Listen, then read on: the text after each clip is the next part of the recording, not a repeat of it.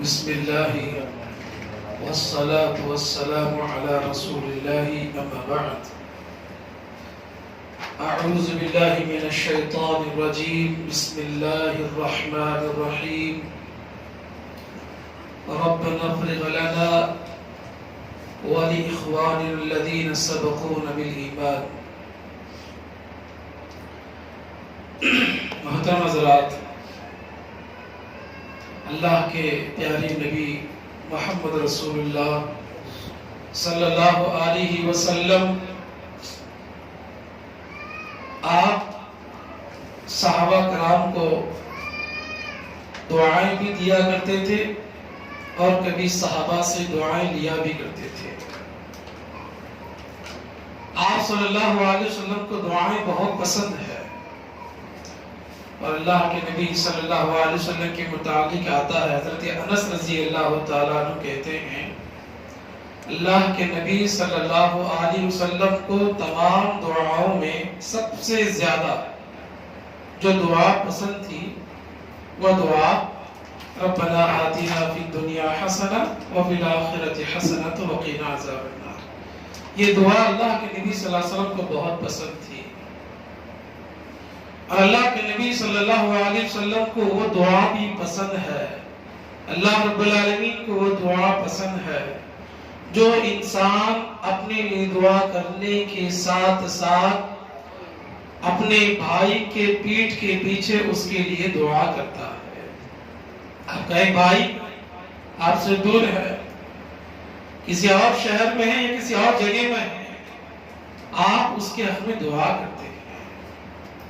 نبی کریم صلی اللہ علیہ وسلم کہتے ہیں کہ جب ایک انسان اپنے بھائی کے لیے دعا کرتا ہے، ما من عبد المسلم يدعو لأخيه، جب اپنے بھائی کے لیے دعا کے لیے ہاتھ اٹھاتا ہے تو اللہ تعالیٰ اس کے سرحانے ایک فرشتے کو مقرر کرتا ہے، اور وہ فرشتہ اللہ سے دعا کرتا ہے کہ اللہ اس نے جو اپنے بھائی کے لیے جو اس کے پیٹھ کے پیچھے دعا کی ہے، اے اللہ جو اس نے اپنے بھائی کے لیے مانگا ہے وہ چیز تو اسے بھی عطا کر، اس بھائی کو بھی عطا کر. فرشتہ اللہ رب العالمین سے دعا کرتا ہے. تو پتہ چلا اپنے بھائی کے پیٹھ کے پیچھے غیبت کرنے کی بجائے، برائی بیان کرنے کی بجائے، اس کی جو ہے عیب کو بیان کرنے کے بجائے ایک دوسرے بھائی کے لیے دعائیں کرتے رہے. قرآن کریم میں اللہ رب العالمین نے وہ آیت بیان کی ربنا افرغ لنا ولإخواننا الذين سبقونا بالإيمان. وہ کیا دعا کرتے تھے کہ اللہ تو ہمیں بخش دے اور ان ہمارے بھائیوں کو تو بخشنا جو ہمارے سے پہلے ایمان لائے.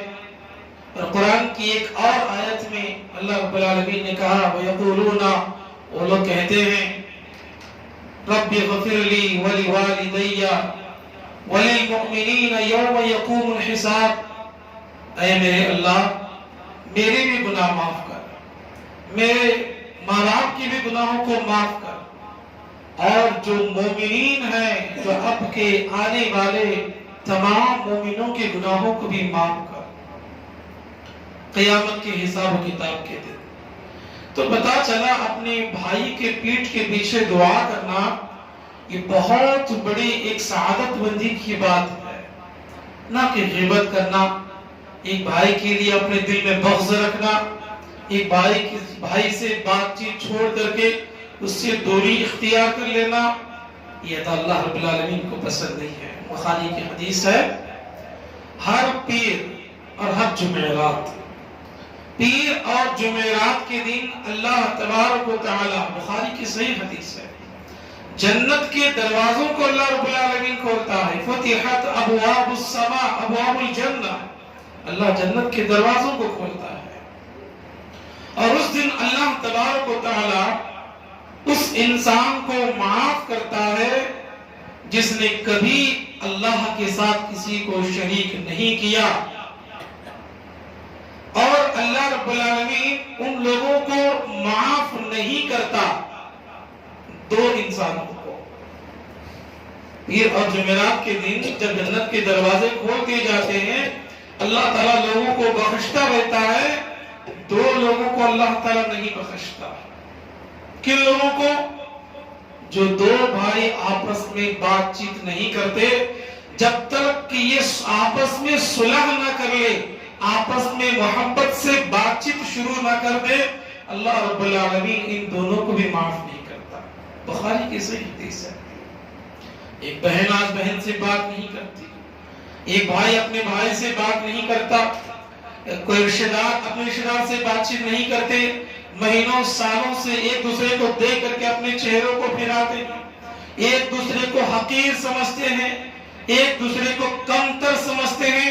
اللہ کے نبی نے فرمایا حسب امرئ من شر ان يحقر اخاہ المسلم، ایک مسلمان کو اللہ کی نظر میں برا ہونے کے لیے اتنا ہی کافی ہے کہ وہ اپنے دوسرے مسلمان بھائی کو حقیر سمجھے۔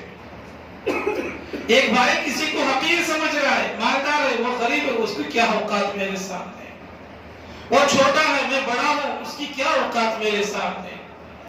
رشتہ داروں میں ہوتا ہے، مالدار چھوٹوں کو پسند نہیں کرتے، کم طبقے کے لوگوں کو پسند نہیں کرتے، پڑھی لکھی کم پڑھے لکھے والوں کو پسند نہیں کرتے۔ آج گھروں میں ہوتا ہے، حقیر سمجھتے ہیں۔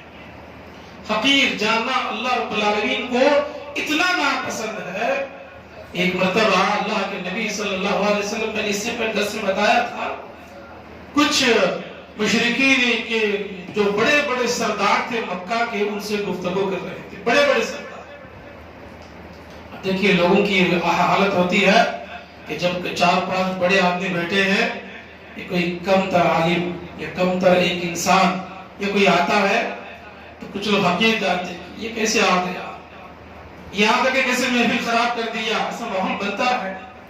اللہ کے نبی مشرکین مکہ کے بڑے بڑے سرداروں سے گفتگو کر رہے تھے، بات چیت کر رہے تھے۔ ایک ادنا سے صحابی، اندھے صحابی عبداللہ بن ام مکتوم رضی اللہ تعالی، وہ آئے اور آنے کے بعد سلام کیا، نبی سے گفتگو کرنا چاہیے۔ اللہ کے نبی کو یہ پسند نہیں آیا۔ اللہ کے نبی نے اپنا چہرہ اس طرح پھیر لیا، اور یہ اللہ کے نبی کی ادا اللہ کو پسند نہیں آئی۔ فوراً جبرائیل کو اللہ رب العالمین نے بھیجا، عبس وتولى ان جاءه الاعمى وما يدريك لعله يزكى۔ قرآن کی آیت ہے، اے نبی عبسا، تم نے اپنے چہرے کو پھیر لیا، ان جاءه الاعمى، جبکہ ایک اندھا تمہارے پاس آیا، لعله يزكى، جو لوگ تمہارے پاس بیٹھے ہیں شاید وہ اللہ کی نظر میں آنے والا ان سے بہتر ہو۔ اللہ نے قرآن کی آیت نازل کی، بتانے کا مقصد یہ ہے کسی کو حقیر نہ سمجھے، بھائیوں کو، اپنوں کو، غیروں کو۔ ایک مسلمان کو اگر حقیر کوئی سمجھتا ہے، اللہ کی نظر میں وہ سب سے برا ہے۔ پیٹھ کے پیچھے بھائیوں کے لیے دعائیں کرو، ایک دوسرے کے لیے دعائیں کرو، تعلقات کو جوڑو۔ جب ٹوٹے ہوئے کئی دنوں سے اپنے دلوں میں جو نفرتیں لے کر کے جیتے ہیں، اللہ رب العالمین ان لوگوں کے اوپر مہلت دے دیتا ہے، جب تک تم دونوں آپس میں صلح نہیں کرو گے میں تمہاری مغفرت نہیں کروں گا۔ بخاری کی صحیح حدیث ہے۔ میں اللہ رب العالمین سے دعا کرتا ہوں کہ اللہ تعالیٰ ایک مسلمان کو دوسرے مسلمان کی عزت و احترام کرنے کے اللہ توفیق عطا فرمائے۔ اللہ تبارک و تعالیٰ اپنے بھائیوں کے لیے سامنے اور پیٹھ کے پیچھے سب کے لیے دعائیں کرنے کے اللہ ہمیں توفیق عطا فرمائے۔ اللہ امت مسلمہ کی حفاظت عطا فرمائے۔ ابھی جو میں نے دعا پڑھی وتر میں، اللہ کی دعا پڑھا کرتے تھے، اللہم لا تسلط علینا من لم یرحمنا، اے اللہ جو ہم پر رحم نہیں کرتا ایسے کو ہمارے اوپر بڑا مت بنا۔ یہ دعا کثرت سے پڑھتے رہے حالات حاضرہ کے طور پر۔ اللہ تعالیٰ سب کے لیے خیر کا معاملہ عطا فرمائے، آمین یا رب العالمین۔